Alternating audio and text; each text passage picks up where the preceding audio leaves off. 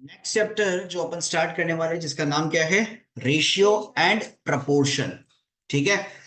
अब ratio and proportion जो chapter है वो स्टार्ट करने से पहले अपन ये समझेंगे कि रेशियो का बेसिक मतलब क्या होता है। जो रेशियो होता है, हम लोग इतना साल से रेशियो रेशियो बोल रहे हैं, रेशियो का मतलब होता क्या है। Ratio is nothing but comparison. ठीक है, comparison of two quantities, comparison of two quantities which are of same kind। अब यहाँ पे कीवर्ड क्या है, सेम काइंड।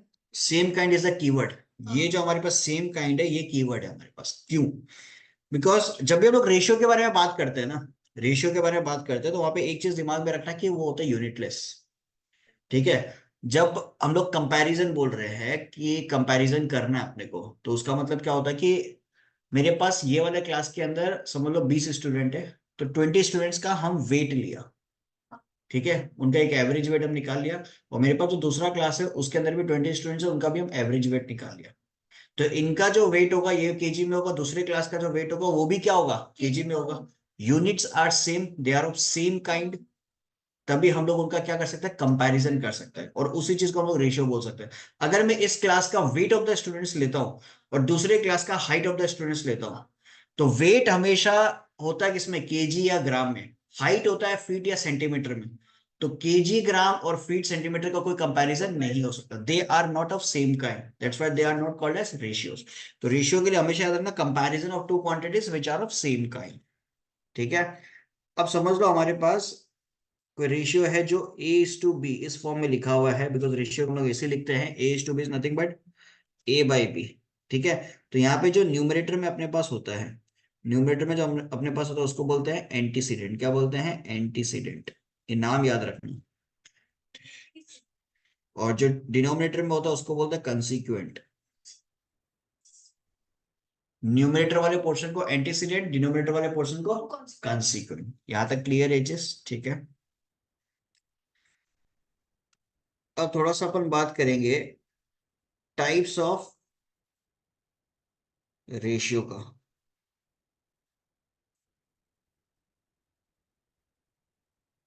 पहला, if A is to B, अगर कोई रेशियो दिया हुआ है, ठीक है, और मैं उसको लिख दूं बी इज टू ए, तो इसको बोलते हैं क्या, इनवर्स रेशियो। क्या बोलते हैं इसको, इनवर्स रेशियो। किसी भी रेशियो का जो उल्टा कर देते हैं उसको अपन बोलते हैं क्या, inverse ratio.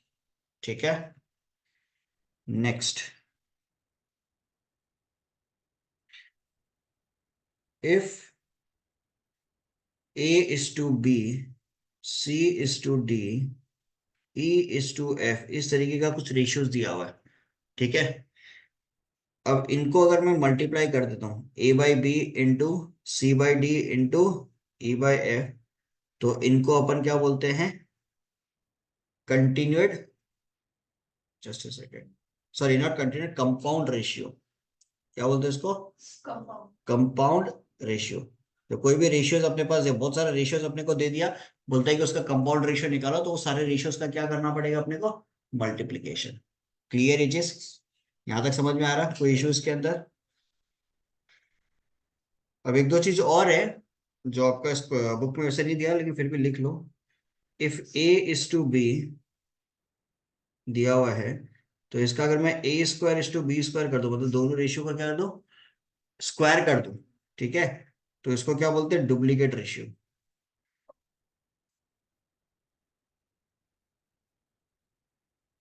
Similarly if A is to B, अगर मेरे पास कोई रेशियो है उसका मैं A cube is to B cube कर दूं, इसको बोलते हैं ट्रिप्लीकेट रेशियो।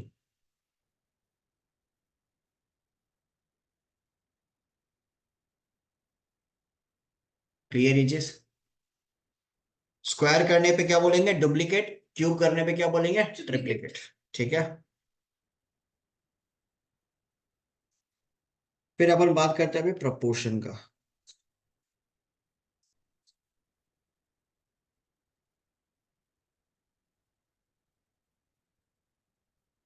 हमारे पास समझ लो दो रेशियो है, A:B एक रेशियो है और C:D एक रेशियो है, and both are equal, then they are called as what? Proportion. क्या बोलते हैं इनको? If two ratios are there and both the ratios are equal, then they are called as proportion. ठीक है, if A:B equal to C:D, then we can say that this two ratios are in proportion. अब इसके अंदर एक और चीज हम बता देते हैं साथ साथ में, जो कॉर्नर में टर्म्स होते हैं ना, कॉर्नर में हमारे पास टर्म्स क्या है, जैसे कि इसको लिखा कैसे आता है, A B C D। ठीक है, तो कॉर्नर में जो हमारे पास टर्म्स है A और D, इसको बोलते हैं हम लोग एक्सट्रीम्स। क्या बोलते हैं इनको? ठीक है, और बीच में जो हमारे पास टर्म है बी और सी, इनको बोलते हैं मीन। क्या बोलते हैं इनको? मीन। क्लियर है चीज, ये बेसिक चीज समझो। ठीक है, और इनफैक्ट डी को, जैसे अगर तुम्हारे पास चार क्वांटिटीज है, यहाँ पे चार क्वांटिटी था A B C D, तो इसमें डी को और एक नाम दिया गया है, डी को बोलते हैं फोर्थ प्रोपोर्शनल। क्या बोलते हैं इसको? Fourth proportional.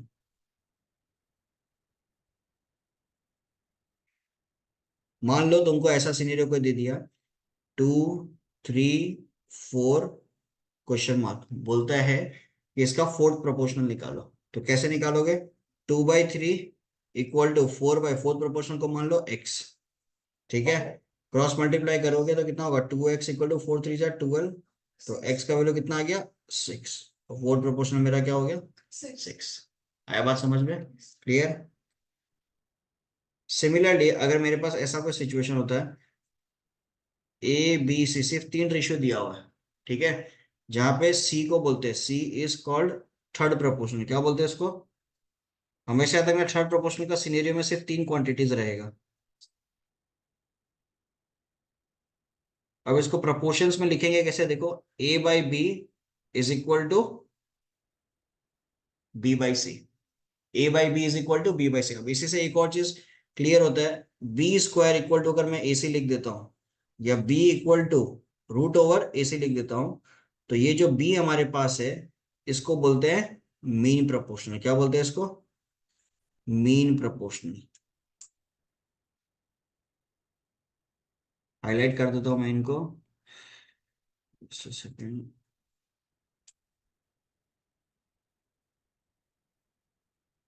मीन प्रोपोर्शनल, ये थर्ड प्रोपोर्शनल। तीन क्वांटिटीज अगर हमारे पास है, ठीक है, उसमें तीसरा क्वांटिटी को बोलते हैं थर्ड प्रोपोर्शनल, बीच वाला जो क्वांटिटी होता है उसको बोलते हैं अपन क्या? Mean proportional. तीन क्वांटिटी कैसे लिखा जाएगा? A/B equal to B/C।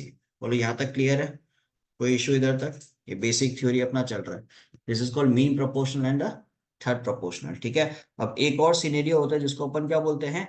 कंटिन्यूट proportion. कंटिन्यूट proportion में समझ लो A/B, B/C, C/D सबको बेसिकली तुमको मल्टीप्लाई करते चलना, उसको हम लोग बोलते हैं कंटिन्यूट प्रोपोर्शन। मल्टीप्लाई नहीं करो, या उस तरीके से लिखो जैसे कि A/B equal to C/D equal to D/E, तो ये कंटिन्यूस प्रोसेस में हो गया। ठीक है, that is called as continued proportion. कोई दिक्कत इसके अंदर? क्लियर है? तो ये कुछ हमारे पास रूल्स है, ठीक है, रेशियो एंड प्रोपोर्शन के। तो इससे अपन एक एक्सरसाइज तो करने के लिए अभी एलिजिबल हो जाएंगे। ठीक है, फिर आगे फर्दर एक्सरसाइज के लिए अपन आगे बढ़ेंगे, direct, inverse, compound ratio, compound proportions क्या होता है। ठीक है, चलो, तो पहला एक्सरसाइज के लिए एलिजिबल है। अभी ये नोट नोट डाउन कर लिया? नहीं किया? फटाफट पहले कर लो।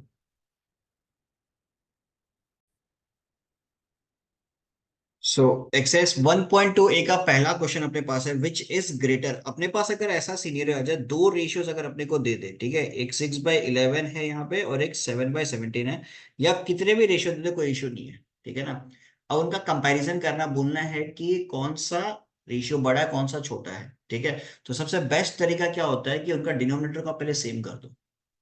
ठीक है ना, उनका डिनोमिनेटर को अगर आप सेम कर देते हो, तो न्यूमरेटर में जो बड़ा रहेगा वो आपका बड़ा हो गया, और जो छोटा रहेगा वो छोटा रहेगा। क्लियर है चीज? तो अब इनको कैसे कर सकते हो, देखो, 11 और 17 इनका एलसीएम लेंगे, तो 11 × 17 होगा, बिकॉज दोनों का दोनों क्या प्राइम नंबर है। ठीक है, अब यहाँ पे अगर मैंने नीचे 17 से मल्टीप्लाई किया है, तो ऊपर भी मेरे को 17 से मल्टीप्लाई करना पड़ेगा। अब इस केस में 11 से मल्टीप्लाई किया, तो इधर भी 11 से मल्टीप्लाई करना पड़ेगा। तो 17 × 6 होता है 102। ठीक है, और 17 × 11 हो जाएगा मेरे पास 187। और ये हो जाएगा 77/187। क्लियर ये चीज? 187 187 डिनोमिनेटर सेम हो गया। अब 102 और 77 में कौन सा बड़ा है? 102 बड़ा है हमारे पास। तो 102 आया कहां से था? 6/11 से। तो हम लोग बोल सकते हैं कि 6/11 इज ग्रेटर देन 7/17। खत्म। नेक्स्ट हमारे पास सवाल है arrange in descending order. Descending order बड़ा से छोटा। ठीक है। तो हमारे पास क्या है? 12/17 है, 6/11 है, 8/13 है। तो यहाँ पे एक चीज समझो, 17 11 13 इतना गंदा सा नंबर दिया है, तीनों का तीनों आपका क्या प्राइम नंबर है। ठीक है। तो इन तीनों को मल्टीप्लाई करोगे, करना ही पड़ेगा, इन तीनों को मल्टीप्लाई करोगे तो आपके पास एक बड़ा सा नंबर आएगा। तो बेस्ट पार्ट है इन तीनों को मल्टीप्लाई मत करो। ठीक है। क्योंकि आपको पता है कि डिनोमिनेटर तीनों में सेम हो जाएगा। ठीक है। तो इससे बेटर है 12 के नीचे 17 है तो 11 और 13 से मल्टीप्लाई कर दो। ठीक है। नीचे तो सेम ही रहेगा, 17 11 13। 6 के नीचे 11 है तो 17 और 13 से मल्टीप्लाई कर दो।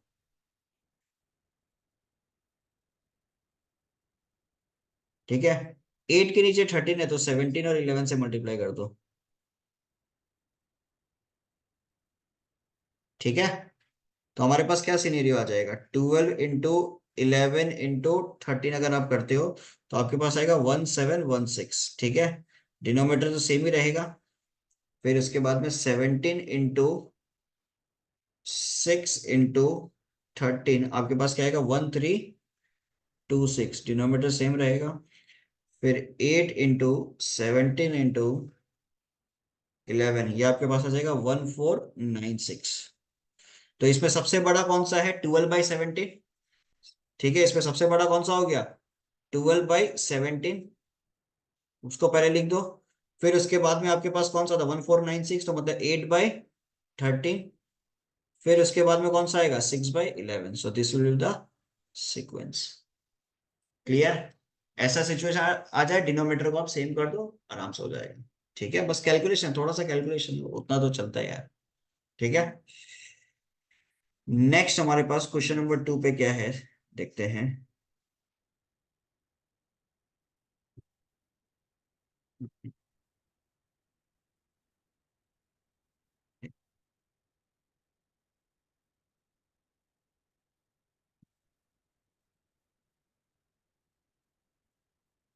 क्वेश्चन नंबर 2 पे हमारे पास है फाइंड द मीन प्रोपोर्शनल। ठीक है।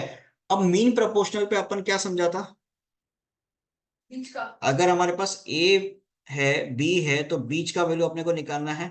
तो बेसिकली अपन बोल सकते हैं X equal to root over A B, ये बोल सकते हैं।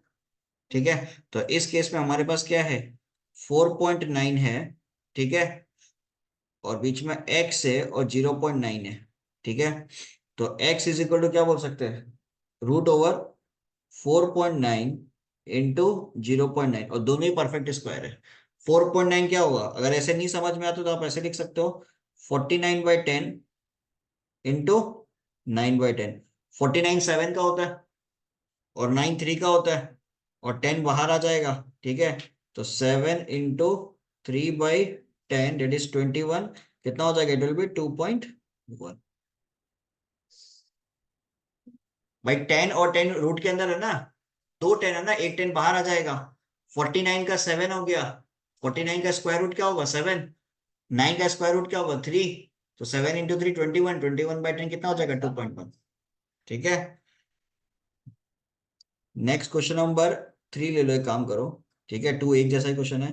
तो 121 बीच में डाल दो एक्स को, फिर 144। तो कितना हो जाएगा?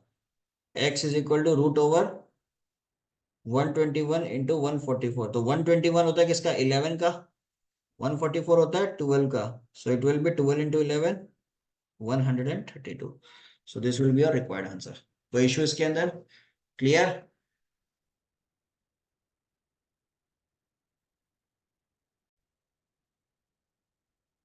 क्वेश्चन नंबर 3 पे अपने पास है फाइंड द थर्ड प्रोपोर्शनल। ठीक है। तो फाइंड द थर्ड प्रोपोर्शनल के सीन में कैसे करेंगे अपन? समझ लो ये 4 है, 8 है, और थर्ड प्रोपोर्शनल को आप मान लो x है। तो क्या हो जाएगा? 4/8 is equal to 8/x। So it will be 4x equal to 8 into 64। तो x का वैल्यू मेरे पास कितना आ गया? 64/4 16। सो this will be your required answer. Simple एकदम। फिर दूसरा सवाल आपके पास क्या है, 8/7, फिर इसके अंदर में 12/35 और x। तो 8/7, 12/35 equal to 12/35 divided by x। तो ये कितना हो जाएगा, x इक्वल टू 12/35 इंटू 12/35, ठीक है, डिवाइडेड बाई 8/7, डिवाइडेड बाई क्या हो जाएगा, 8/7। तो जब इसको सॉल्व करेंगे तो क्या आएगा, 12 इंटू 7 ऊपर चला गया, फिर 35 इंटू 35 इंटू 8। क्लियर ये चीज, कोई इश्यू इसके अंदर। तो ये हमारे पास क्या हो जाएगा, 7 5 टाइम्स 4, 2 टाइम्स 4, 3 टाइम्स, फिर 2 6 टाइम्स, तो 6 इंटू 3 18, 18 डिवाइडेड बाई 35 इंटू 5 हो जाएगा 175। सो this will be your required answer. Clear है चीज, कोई इश्यू इसके अंदर। लगे यार क्वेश्चन नंबर 3 भी कर ही लेते, छोटा सा ही है। 3 में क्या है, 2a 5a³ और x। तो 2a/5a³ equal to 5a³ by x। तो x इक्वल टू कितना हो जाएगा, 5 into 5 25, a⁶ divided by 2a। Clear. तो आंसर आपके पास क्या आ जाएगा, 25/2 a⁵ so this will be your required answer. यहाँ पे खत्म हुआ क्वेश्चन नंबर 3, कोई इशू इसके अंदर, ठीक है। तो नेक्स्ट हमारे पास है क्वेश्चन नंबर 4, इस पे 2 ही क्वेश्चन करेंगे अपन, ठीक है। फाइंड द फोर्थ प्रोपोर्शनल, बोले एकदम इजी क्वेश्चन है। तो 9 हो गया, 17 हो गया, ठीक है, फिर इसके बाद में 36 हो गया, लास्ट वाला मान लो x हो गया। ये यहाँ पे रुपीज नहीं होगा, ठीक है ना, बिकॉज सेम क्वांटिटी होगा तभी आंसर आ पाएगा, ठीक है, रुपीज को हटा देना। तो 9/17 इक्वल टू 36/x। तो ये हो जाएगा 36 into 17 divided by 9 equal to x। तो 9 4 टाइम्स, तो x का वैल्यू कितना हो जाएगा, 17 इंटू 4 था 68। सो this will be your required answer, ठीक है। तो कर लेते हैं अब, नेक्स्ट नंबर 3 कर लेते हैं, ठीक है। 14 20 21 और x। तो क्या हो जाएगा, 14/20 21/x। तो x इक्वल टू क्या लिख सकते हैं, 21 into 20 divided by 14। 7 2 times, 7 3 times, 2 10 times, तो कितना हो जाएगा, 30। क्लियर है चीज, कोई इशू इसके अंदर, ठीक है। सो ये था आपका question number 4।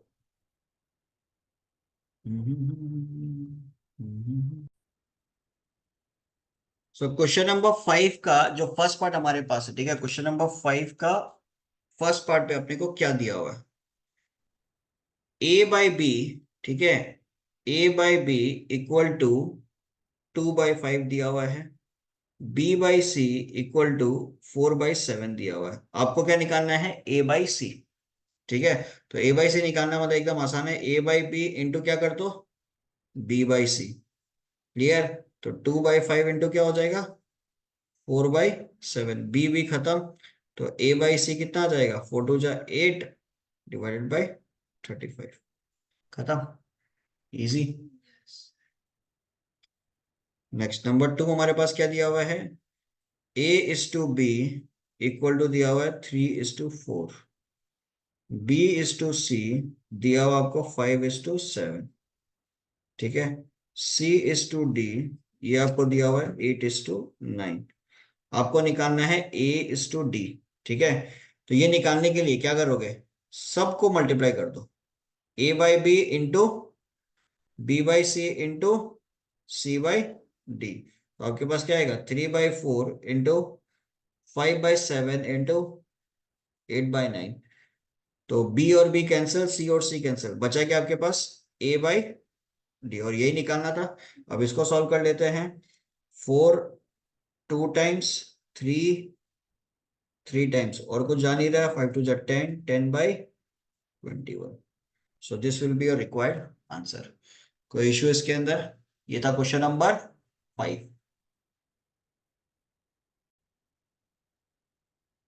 Next question number 6 का फर्स्ट पार्ट आपको क्या दिया हुआ है? A is to B equal to 2:5। ठीक है, आपको क्या निकालना है? 2A plus 7B divided by 7A minus B. इसके वैल्यू आपको फाइंड आउट करनी है, ठीक है ना? तो A by B is equal to, आप लिख सकते हो क्या, 2/5। ठीक है, इसको हम ऐसे भी तो लिख सकते हैं ना, A/2 is equal to B/5 equal to, अब के अलाउ मांग लो। ठीक है ना, मतलब A/2 is equal to B/5 is equal to अपन मान लेते हैं किसके बराबर है, के बराबर, के से। तो A इक्वल टू अपन क्या लिख सकते हैं, 2 के।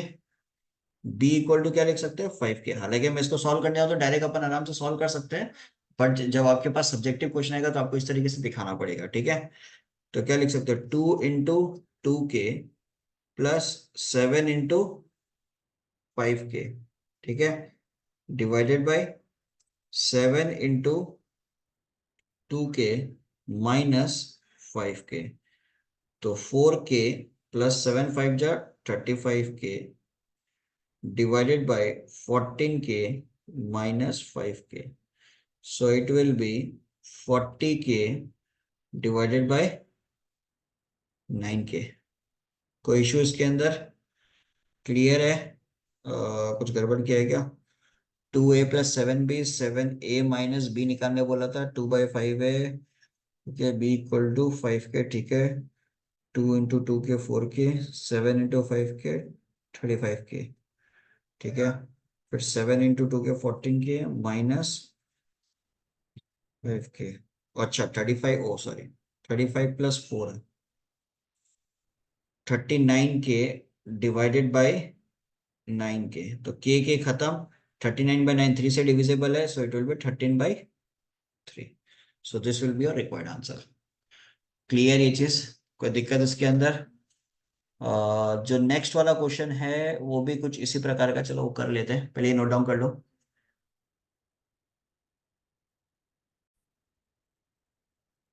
तो 6 का जो सेकंड पार्ट है उस पे क्या दिया हुआ अपने को, x/5/8 इक्वल टू 2:y/4। ऐसा सिचुएशन हमारे पास है, x/5/8 इक्वल टू 2:y/, तो ये तो एकदम आसान है।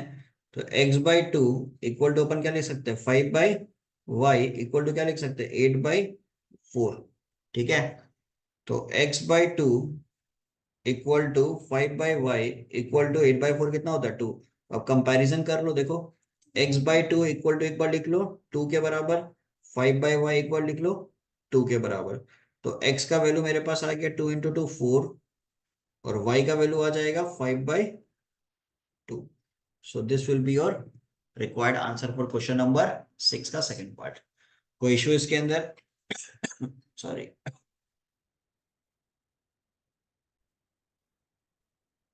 नेक्स्ट हमारे पास है क्वेश्चन नंबर 6 का थर्ड पार्ट। अच्छा, थर्ड और फोर्थ ऐसे लिख के रखा, फाइंड A/B। एक्चुअली एक ही क्वेश्चन है, ठीक है ना, ये थर्ड और फोर्थ एक ही क्वेश्चन है। ठीक है, A-B डिवाइडेड बाय, आपको दिया हुआ है A+B इक्वल टू 7/11। आपको निकालना है A/B।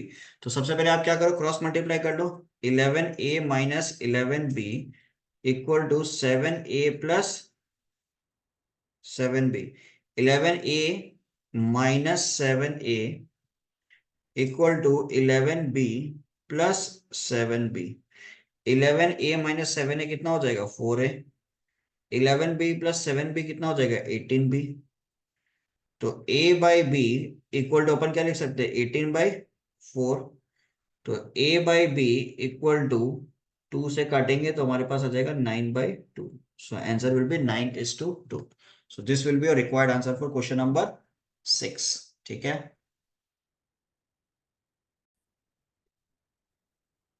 तो नेक्स्ट क्वेश्चन नंबर 7 अपने को क्या दिया हुआ है, what number must be subtracted from each 15, 19, 21 and 27 to make them proportional.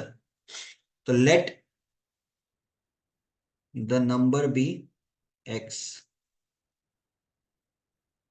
ठीक है, तो क्या हो सकता है 15 माइनस एक्स डिवाइडेड बाई क्या लिख सकते हैं 19 minus x equal to 21 minus x divided by 27 minus x. Clear ये चीज।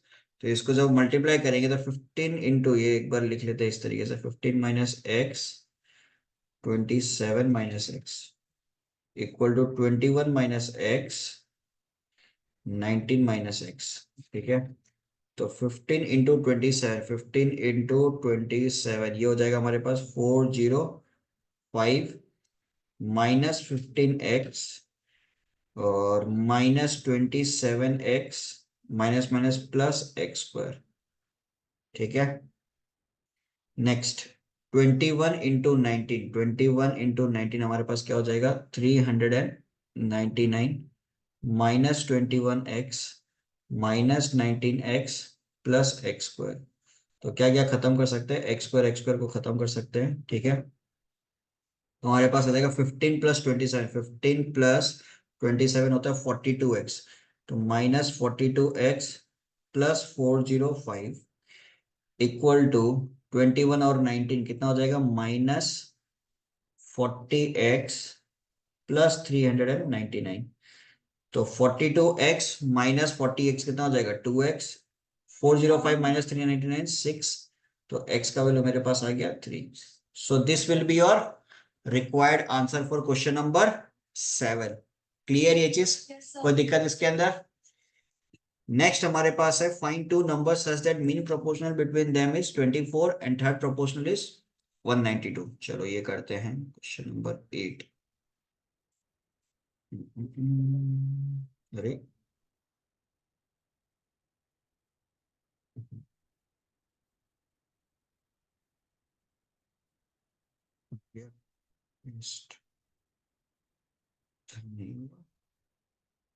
Just a second.